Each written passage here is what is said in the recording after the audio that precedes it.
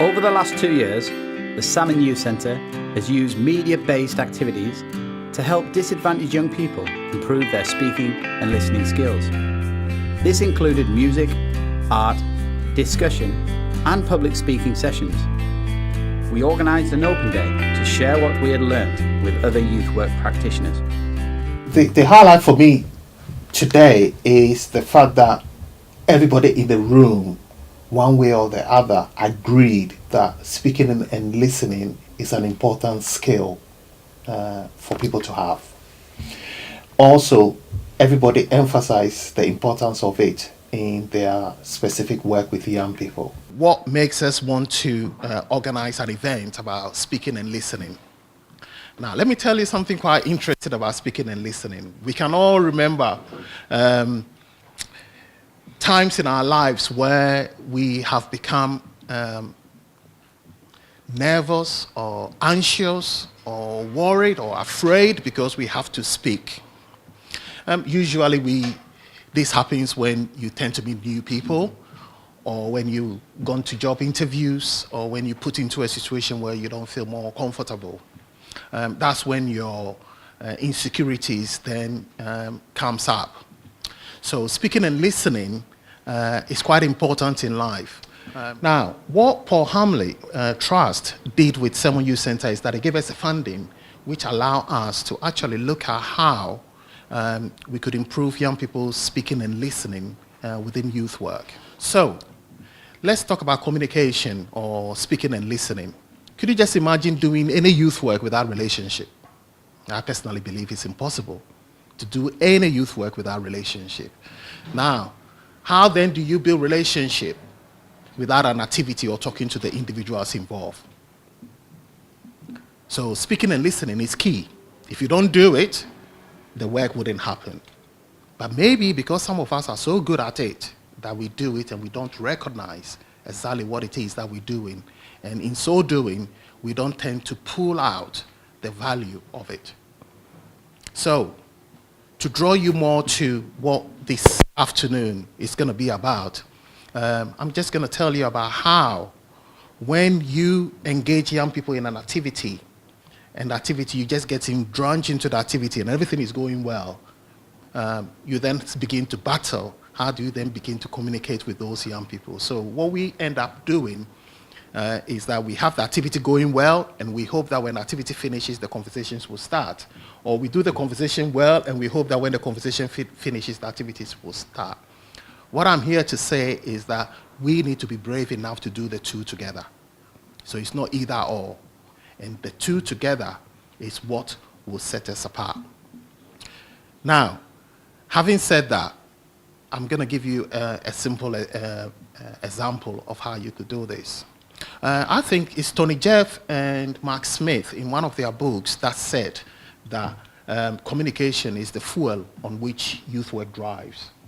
And I think I completely agree with that statement. Because in effect, what it is that we bring young people into an environment where they have to make or build new relationship with staff and volunteers and build relationship with their peer groups and friendship groups that are outside of their peer groups. Now, communication is key. Speaking and listening is key. Until we get that right, we are not setting ourselves up, or we're not putting young people in a position where they can really improve. So, what is this workshop about? This workshop is about how at Salmon we have just picked the simple and everyday activities that goes on in any youth club, and then put emphasis onto speaking and listening. And in so doing, what we've realized is that not only has speaking and listening highlight other processes or other outcomes that we did not intend when we started to put that emphasis onto speaking and listening. So that is what we would like to share with you all. Speaking and listening is key. If you find out why most young people are excluded from school, you will realize that it's more about their attitude towards their teachers. most people will think it's about fighting. No, it's not about fighting. It's the way they speak to their teachers. If you find out how young people who engage with the law, the police, end up in trouble, it's to do with the way they communicate with them. So if you put those things into play, you will realize that the young person learning how to speak and listen in an environment that is safe, as we call youth centers a safe environment, and it is safe because it's an environment where we can engage young people regardless of what it is that they throw at us. That is not to say we agree with what they're saying, but at least we are open-minded enough to engage with young people regardless of what they're saying to us. Now, if you practice speaking to somebody who is listening to you, who is giving you opportunity to listen and to speak, you become good at it. And as you become good at it, you try it more. And as you try it more, hopefully you are able to transfer those skills elsewhere. But that is all we are trying to share this afternoon, how we can encourage or how we be able to get us as a team of workers who work with young people to actually just zoom on one aspect of our work, which is speaking and listening, and seeing what can come out of that in the process. Today been talking about how we here at Salmon use music as a tool to help empower young people to develop their confidence in speaking and listening. We use music to improve speaking and listening skills through various activities that involve writing radio jingles, normal jingles, or short spoken word poems, which help young people get their ideas, their angst, their emotions down on paper, and then through that they actually create sort of like a piece of work from that, and through that they're developing the skills in terms of listening to feedback, voicing their opinions and speaking, and that's what we've been doing. It's been a great day. It's been really enthusiastic to see other youth workers come and to see the practices that we have here at Salmon, what we do here at Salmon, and hopefully take them and use them. If not, they can bounce ideas from us, and then we can all meet up and engage in that way and do things that will enhance, and benefit young people. What we want to do is get all of your takes on youth work. What comes to mind when you think of youth work or working with young people? And then we're going to talk about the emotions that are attached to that. So we'll do the youth work first and then the emotions. And then somebody or one of you is going to scribe, and we're going to work together to come up with a small short jingle, and then one or two of you is going to go and do the One Direction thing. Sometimes kind of overwhelmed, so like overwhelmed by the fact that you're like one person and they're influenced by so many different things. You can be surprised by young people as well, I think. It's like concern as well, I think, isn't it? Who are the creative people? I know you're all creative, but who's got the thinking caps on today? To tie all those words together, that's what you're going to say, aren't you? Yes, Yeah, we are going to tie all those words together, Make a big knot. and we're going to do either. You can either do it in the form of like a jingle, which is just quite, fun. Or the jingle doesn't have to be fun. One group didn't do it. You can't call a song a jingle and not be fun. Yeah. Or you could do it in like a poem. You could either talk about youth work in the sense of. Like Am I scribing? I'm not doing this, yeah? Yeah, you can scribe. So we'll discuss it together. It could be like a commercial if you want. It could be an advert. Can we do a song parody? Yes. I quite like what was on Song your parody. t-shirt, because it says Youth Work Works. I thought that was quite a good little So we can do it like Is that. that our That could be the title? title. You can- Yeah. That's a good one. Yeah. By the way, I have terrible handwriting. That's alright. Just throwing it out there. Could we do something about like putting some Give us the words drop. before and after, or like something to show like transformation? So maybe pick some of the I like the before and after. Yeah. because if we're saying it works, it's like, well, what does it change? Yeah. But remember, we've only got like 10 to 20 seconds. It's Oh, not like okay. a whole Sad minute. young person, happy young person. So That sounds cool. yeah, so we can kind of do it The in money suit you got in whatever sense. Because it's so short, we just have to kind of just give like. Or it's like, like snapshots. those creams that you get for whatever athlete's foot. It's like, are you this, this, and this? Yeah, yeah. Or youth work, and you will be this, this, and this. Yeah, so you Yeah. can do Yeah. yeah. That's a good So you idea. can Youth do it work like that. works. Yeah, oh, that's brilliant actually. To help you And you Invest in your future. future. Benefits include diversity, community spirit, teamwork. Side effects. You can't read my handwriting. Told you. Main Coon. Pride. Self-belief. Happiness. Youth work works. Oh, I love it. Come in. My name's Pete. If I haven't met everyone, I'm Peter Sabra. I'm the music tutor here at Salmon. I've been working here for coming up to about 4 years now. It's been really challenging, but really, really interesting and very rewarding. When it comes to working with young people in music, it's really great because you see a lot of creativity in every young person that you come across and work with. And I think that's really brilliant because you start off with virtually just like a blank canvas, and then you have something that you can listen to and work with. What I want to talk about today is how we here at Salmon have been using music as a tool to help young people develop and improve their speaking and listening skills. Now, over the last year, we've been working on a project which helps young people develop their speaking and listening skills. We've been doing this through sessions in music as one part, by creating radio jingles and also short spoken word poems with music attached to it. It's quite simple, but it's a really effective way of helping young people develop confidence within speaking and listening. When we started this process, the first part for young people, they kind of got pretty straightforward in getting their ideas down, voicing their opinions, which they found quite easy. But when it actually came to the young people listening and receiving feedback from their peers within a group setting, or also myself, they kind of found it really challenging, and it kind of evoked quite a negative and guarded response from them. One young girl who I worked with spoke about how her anger is now causing real problems at home with her teachers, with her peers, and she just lashes out and doesn't really engage with people at school and with her teachers, and she's always getting into fights. So we sat down and spoke about this.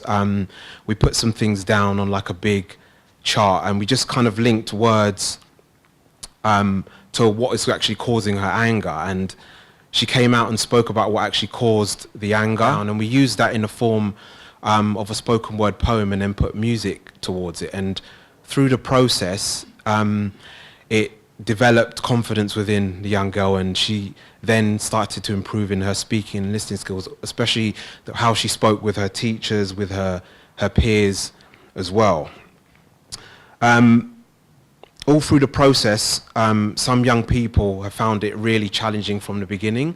They've all come up with various issues in terms of lack of self-belief, low confidence. Some don't even like the sound of their own voice. So we worked through the same process. We didn't usually just sat down with them and open a book and start writing things. We just sat down and spoke about what was really bothering them, where the issues came from, and they all, within a group setting and also on a one-to-one basis, was open enough to speak about what was actually causing the issues for them in communicating with their friends and their peers, and also with teachers and people in society. So we jotted all these down, and we performed we recorded radio jingles, spoken word poems. Some even wrote songs and sung, which was good. And this helped the young people to move forward when it came to speaking and listening in a group setting, and also on a one-to-one basis, because they were more open to listen to feedback. They were speaking to their peers in a lot more more calming way and more respectful way. They weren't shouting and screaming, and this also filtered out to their behaviour in school as well, and how they spoke with their teachers. Some even came back and said their reports have gone up, their grades have gone up, because they're actually now listening to what the teacher's saying, and they're listening to their peers as well. What I'd like to do now is I'm going to get Raz to play a short spoken word poem that one young girl did, and she came in and she kind of lacked self-belief in her ability to sing. So we kind of spoke about this jotted a few things down, and through the process we wrote this, well, not we, she wrote this short poem, and she wanted to talk about the process that she went through and how everybody has potential to do something in life. So Raz, could you just play that for us quickly? Thanks.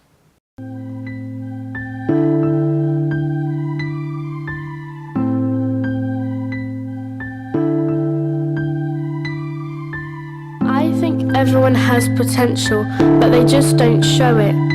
When you feel low, just think you could be following your dream, but instead you just choose to sit and sulk. It's not worth it. You need to wake up and find your potential, because if you don't, what's the point of having a goal? You need to wake up and find your potential. Potential.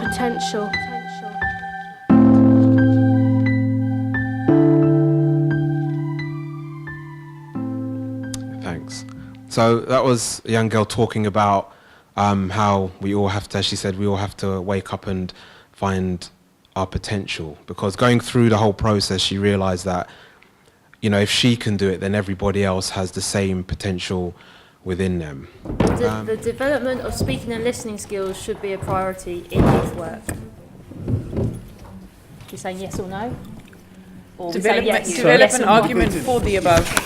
We're going to debate it, so you can do against as well if you wish. There is a large part of speaking and listening that's becoming quite isolated, because they have other methods and mediums of communicating, and I think it's vital to the development of any young person that speaking and listening is something that has to be integrated into any form of youth work, whether that's education or anything, clubs. In the Hollington Youth Centre, we've got a lot of young people that would sit in a room like this and be next to each other, and they would just message each other.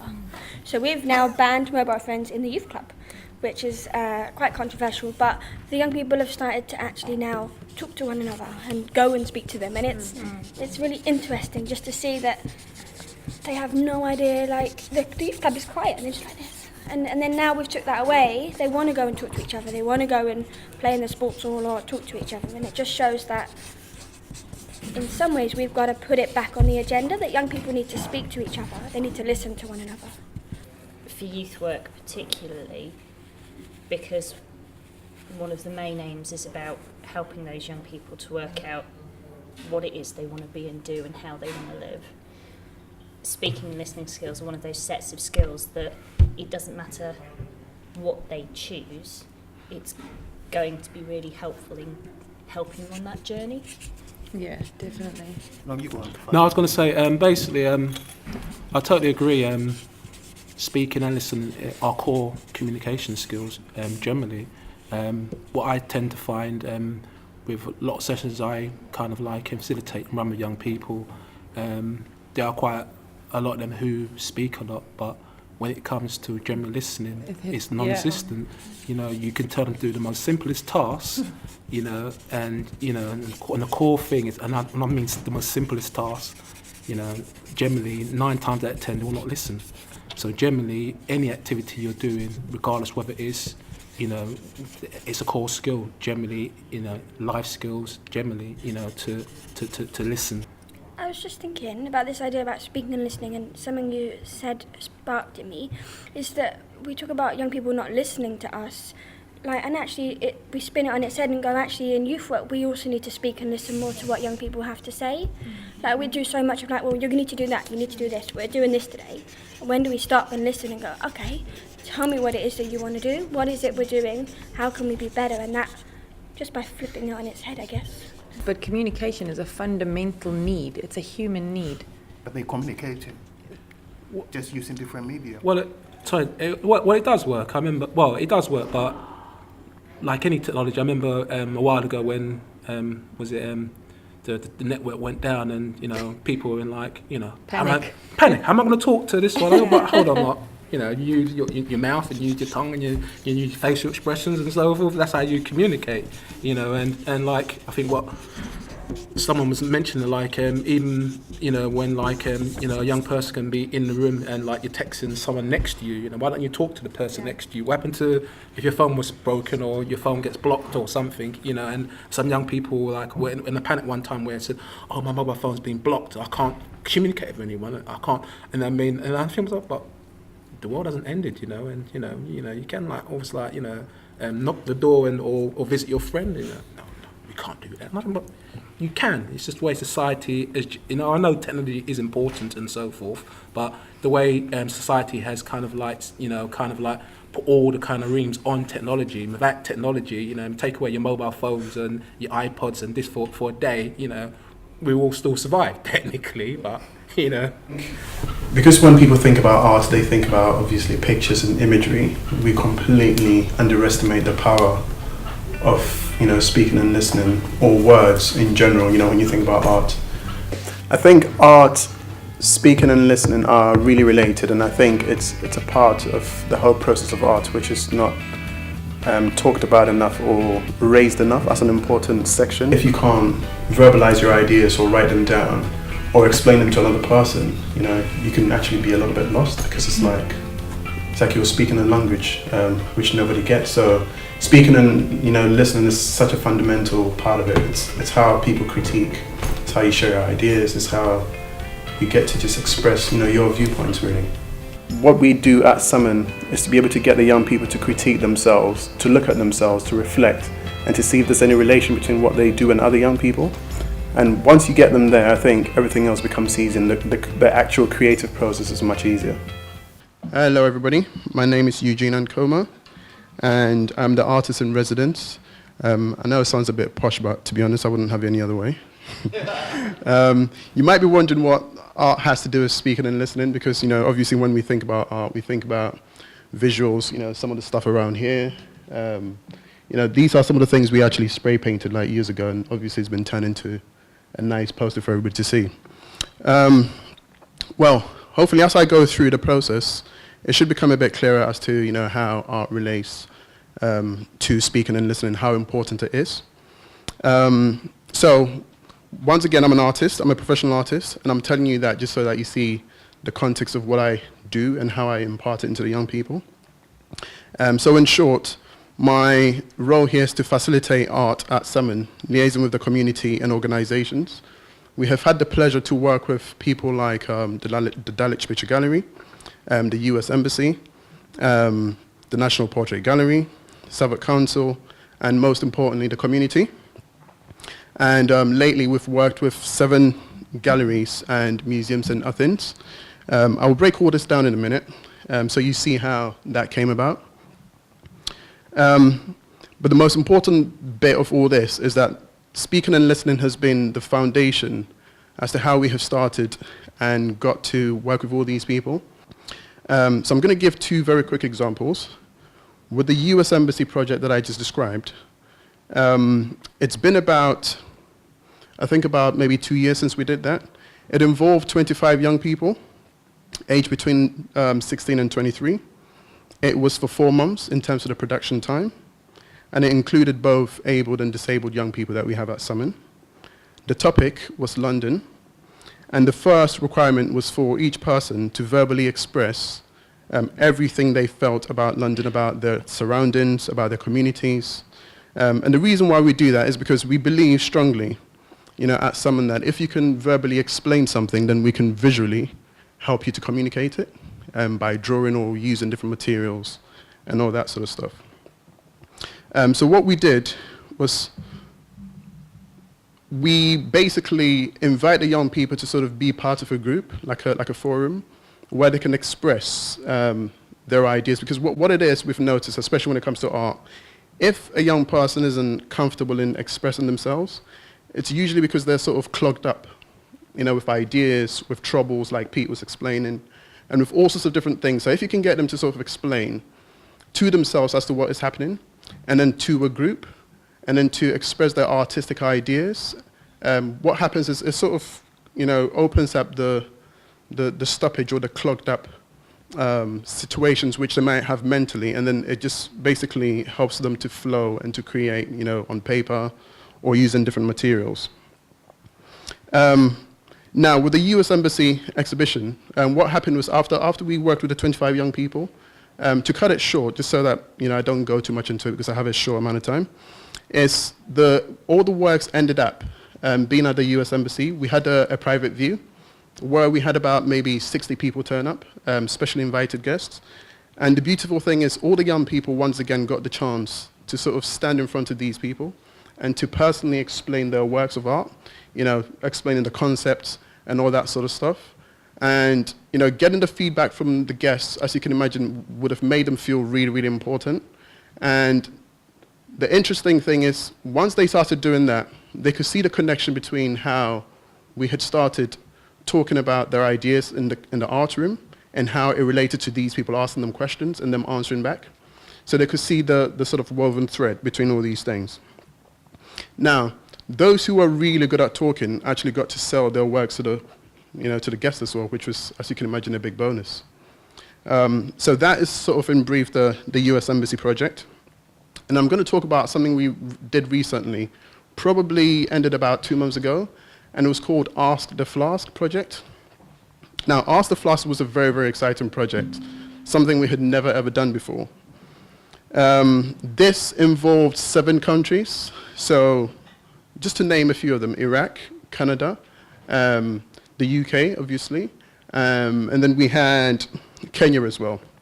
We were partnered with the Kenyan kids, and through Skype calls, we could call the Kenyan kids every sort of week and a half to 2 weeks, and then our young people could explain and express and also share ideas with the Kenyan young people. So the basis of this project was about the lack of water and how it's needed in some countries and how some people just don't have it at all. So it was really educational to sort of bring the young people's minds to, the lack of water and how some people are literally begging, to have water because, they're facing drought and all sorts of things. We had 30 kids who took part in the show, and there were ages between 10 to 21. This was a real issue-based project, as I mentioned. And the very foundation of this was to communicate, to get the young people to hear. So, for example, you're a young person who lives in Bermondsey, just around the corner. You don't think about water and the lack of it because we have it, and we waste it and all that sort of stuff. But imagine being on Skype, right, and talking to a young boy or girl from some remote part of Athens where they're struggling with water, and having to sort of show your works on Skype to them, communicating, what you feel that of the abundance of water that you have, and then, them reflecting to you the lack of water. So you can imagine it was a situation where a real debate was created. And like I said, they weren't even obviously, close to them, just through Skype, showing them their drawings and them giving feedback. It was a brilliant, brilliant, brilliant thing we did. And the young people, from their feedback, told us that, they had got so much from it. And some of them actually got a bit emotional, suddenly realizing that, we really are lucky and have plenty. Now, basically, before that project started, one of the bases, once again, was that we started by getting all the kids together and making sure that each person had a viewpoint about water. So the communication was a strong, strong basis before the works actually got created.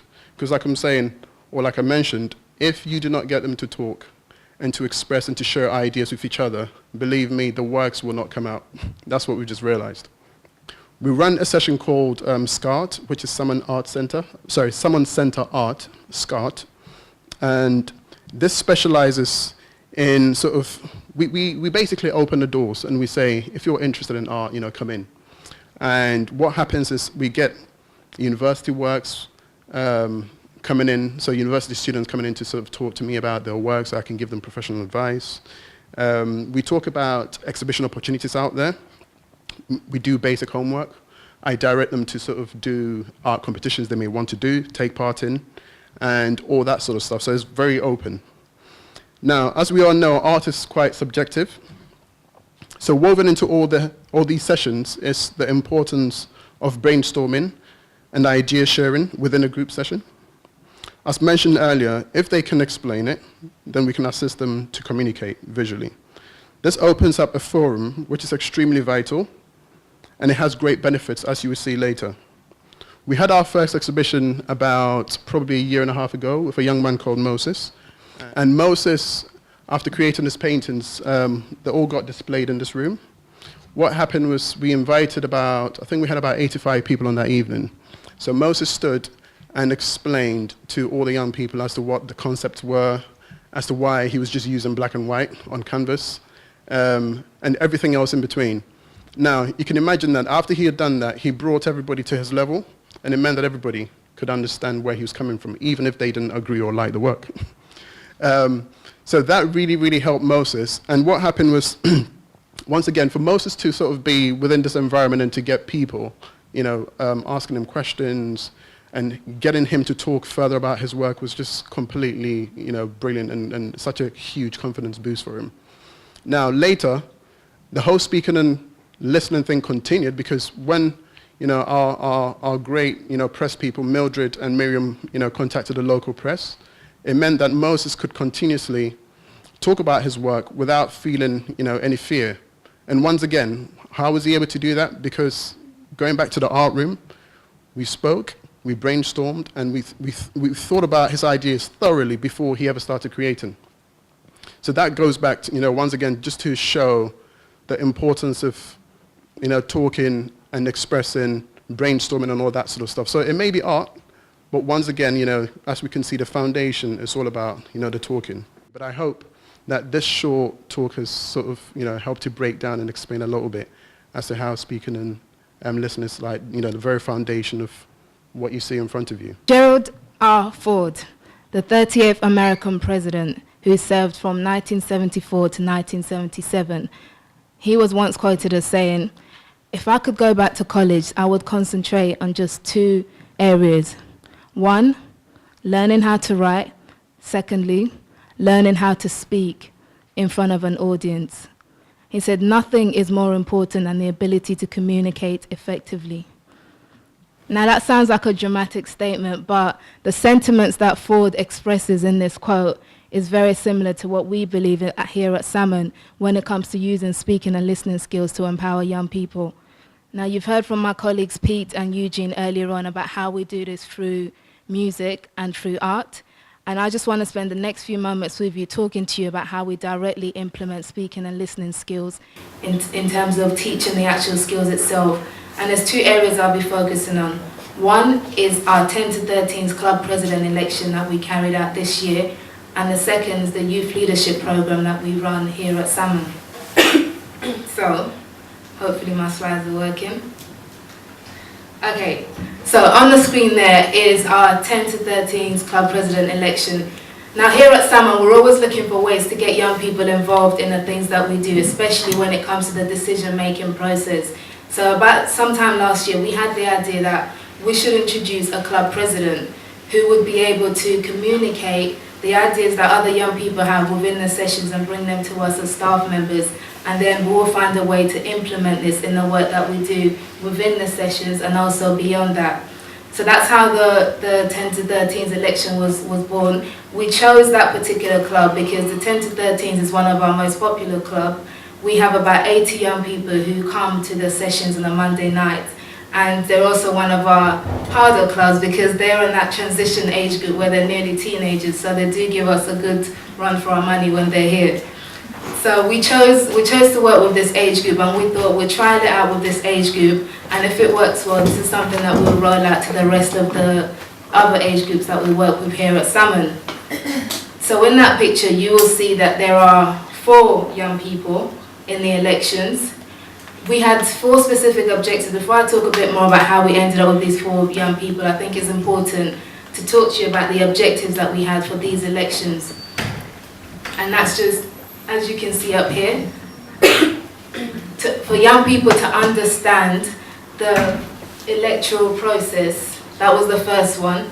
We also wanted young people to build positive relationships with each other while they're doing this, because they were competing with each other in a competitive environment in terms of all of them hoping to become president, but also wanted them to develop positive relationships at the same time, which they did with each other and also with their peers as they went on to canvass for their votes later on.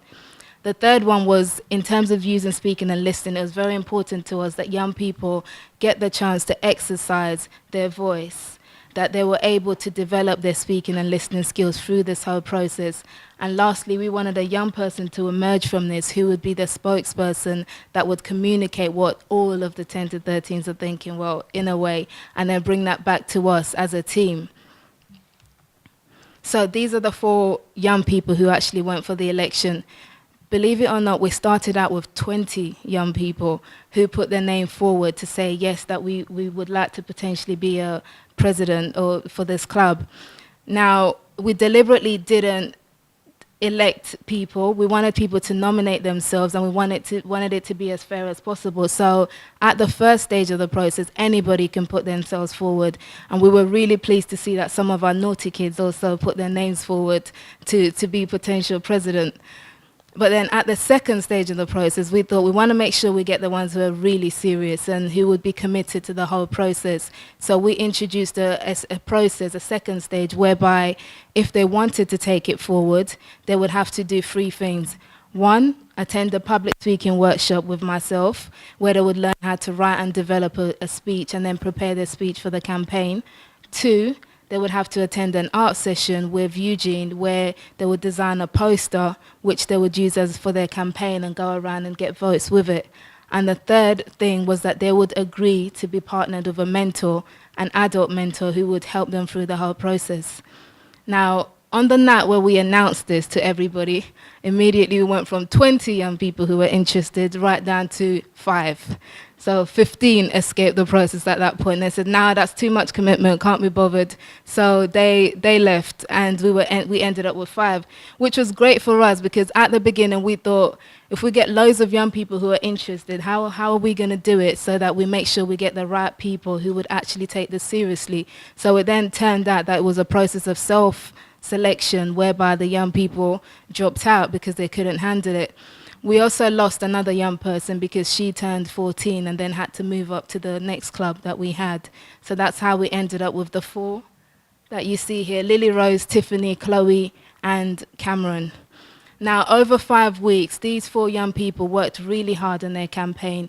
They wrote their speeches, they practiced their speeches, they created their posters, they went around asking their fellow young people to vote for them and telling them all sorts of promises, like they'll take them to Disneyland if they were to win.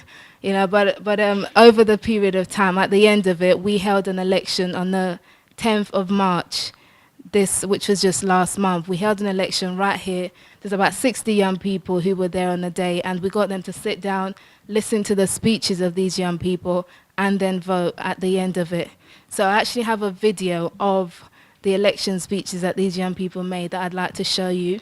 But just to warn you, the quality might be a little bit shaky. I had to record it like that. But we've got 3 of the speeches out of 4 because one of the young girls, she got a bit of stage fright and wasn't able to do her speech at the same time. But then later on, she got up on stage and done it. But I'm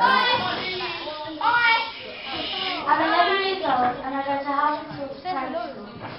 I'll be attending Harris Academy Birmingham. I've been coming to Salmon for 7 years.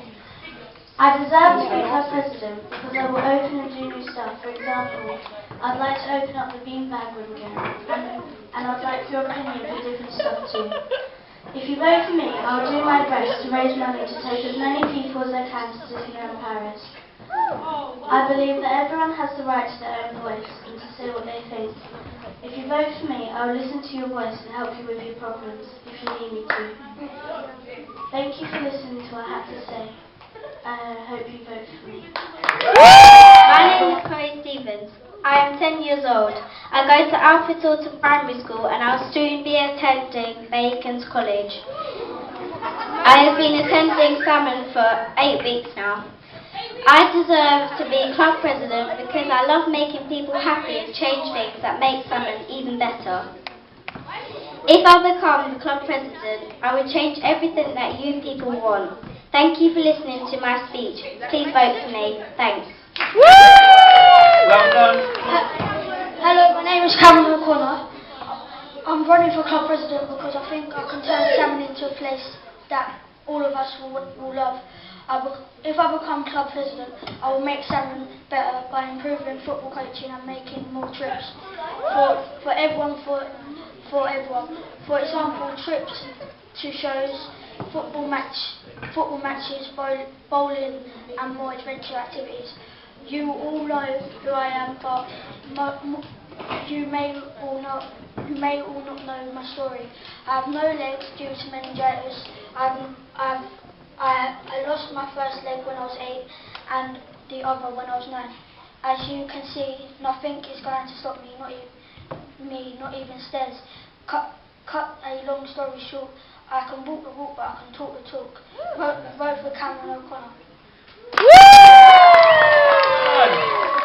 Okay, so that was the speeches from the young people that we had on the day, and yeah, it was quite an interesting night, and we were very, very pleased to see that all the young people stayed in the audience. I think it had something to do with the sweets that we gave them to say, if you stay here and vote, then you can leave afterwards and go to the club, which they did. And after they voted, we counted the votes, and Cameron emerged as the winner. So here he is with his mentor, Jack, who's one of our apprentices who supported him through the program.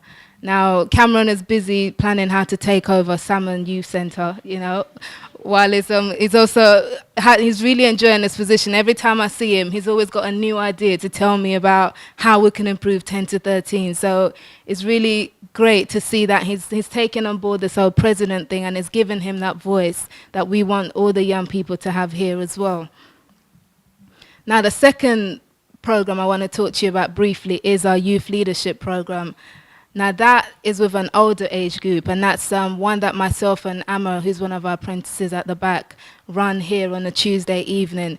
The youth leadership program, the whole idea of it is to give young people speaking and leadership skills, because if you can communicate well, that's a really good thing to do, isn't it? But if you can be a good leader, you can also be able to speak well.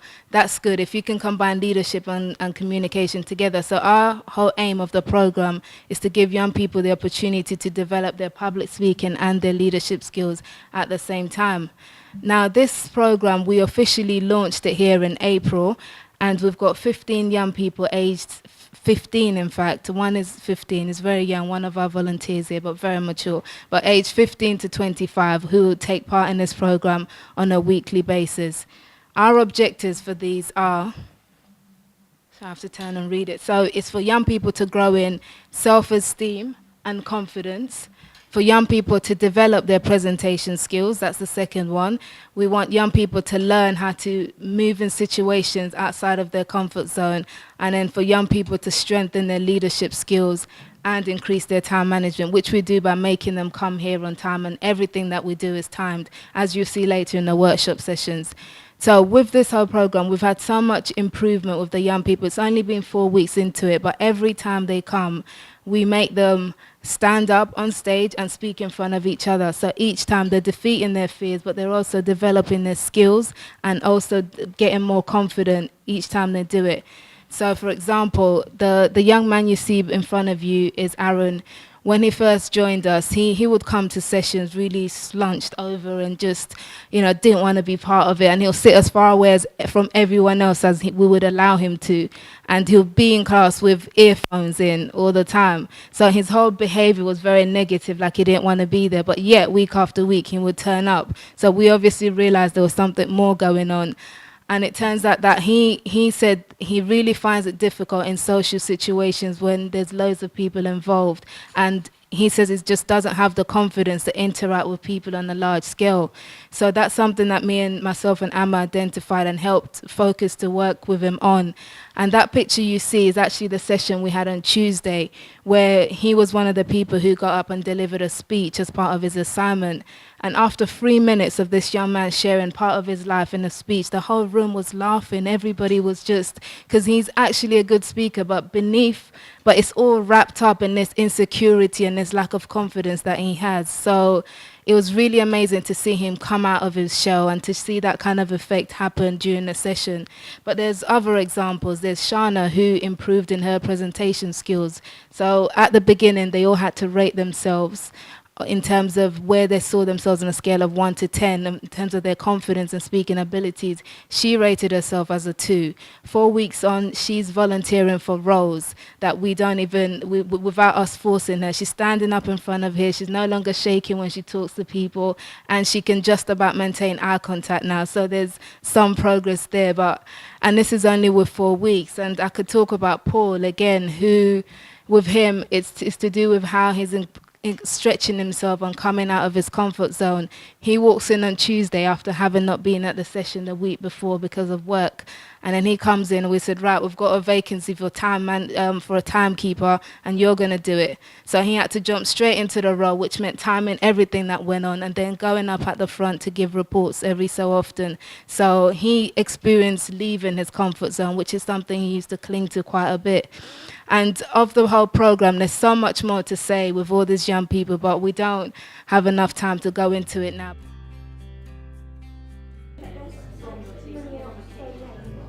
First half, we usually do prepare speeches where they give 3-minute speeches about themselves, different people each time. And then the second half, we're doing impromptu speaking, which is what you guys will get to experience today. Yeah. My name's Steve Burrow. I work for London Borough Southwark, and I run the Damaloa Taylor Centre in Peckham. I've been there about 7 years. Yeah, that no one in this room knows. I immigrated to Canada about 15 years ago and then came back after 5 years. Yeah, that's good. Excellent. Thank you. And we clap.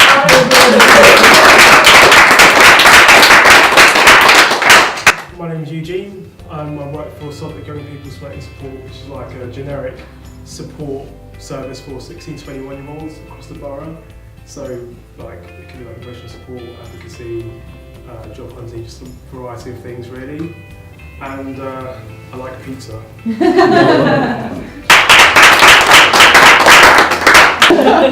Hi, I'm Carl Brown. I work at the Salmon Youth Centre, which is based over in Camberwell. I'm a great fan of comedy, and I'm currently watching Mike and Molly.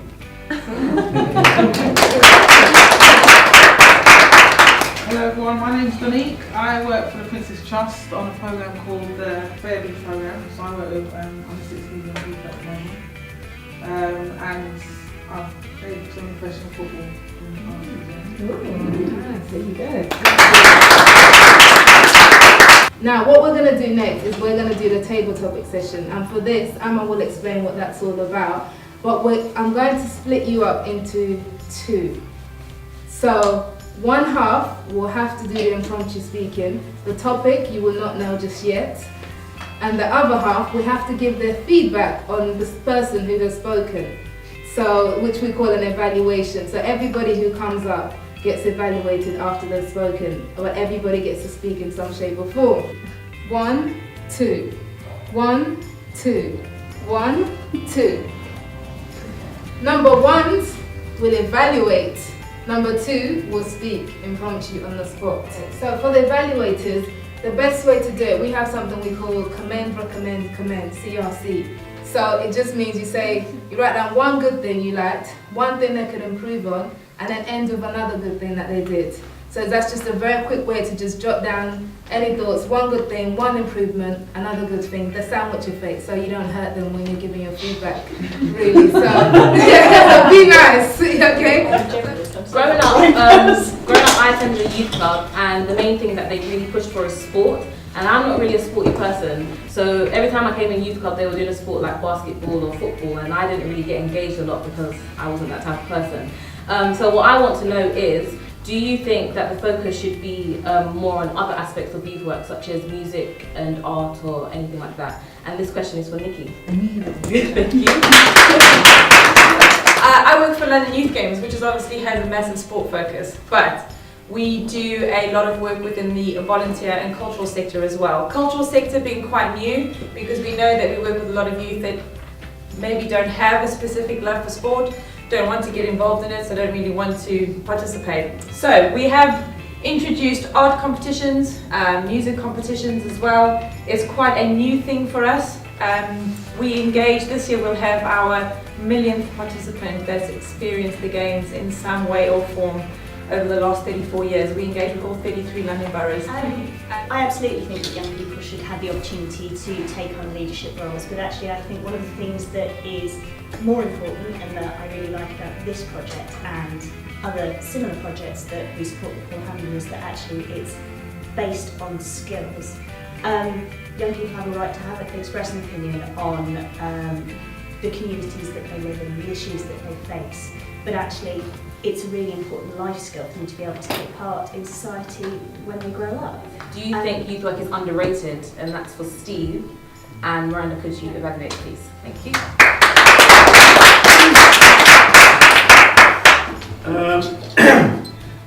I think youth work is underrated because one of the difficulties with youth work is hard to measure it. So if you're doing something concrete, you're making something or you're building something, it's easy to measure the outputs that you're getting, but sometimes in youth work it's difficult to actually quantify what you're doing. To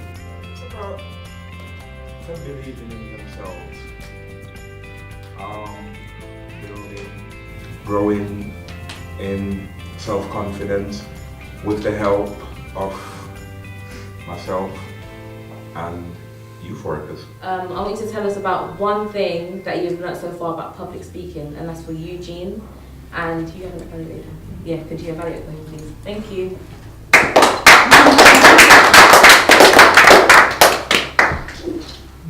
Well, one thing that stood out for me is that it's, I guess, a great opportunity for someone to just have a platform to air their views. And I think one of the things I saw from the young people on the presidency campaign was that I think just to be up there and to be able to express yourself and to have people listening to you as well. I think that just I think that's something that seemed to really just build them up. Now with the evaluators, because we are short on time, you have 1 minute maximum. So when your 1 minute is up, I will wave my red flag like a crazy woman at the back to get you off the stage. Hi, so I had to evaluate Nikki. I think she did very well. I think that she had a very nice flow to her and the way that she spoke. It was easy to listen to. I think for me, because of your accent, I think you needed to just slow it down a little bit because sometimes I couldn't quite follow. But I think the best part for me was that you used examples and facts to make your statements, and that was really good to get us engaged and to kind of understand what you were trying to say, and that was really good. Thank you. Thank you. We had TK who's speaking next, right? And Laura evaluated him. So what I especially liked about Peter's speech is that he began and continued with a very strong and confident presence and stance, which kind of immediately focuses your attention on a person in the same way that kind of lowering the tone will focus your attention, which he also had that quality as well. So my recommend is that you look to the side a bit and maybe focusing on the audience more.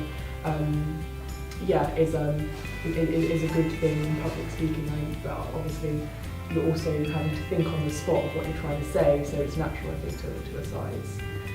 You also had kind of good gestures and non-verbal communication to engage the audience,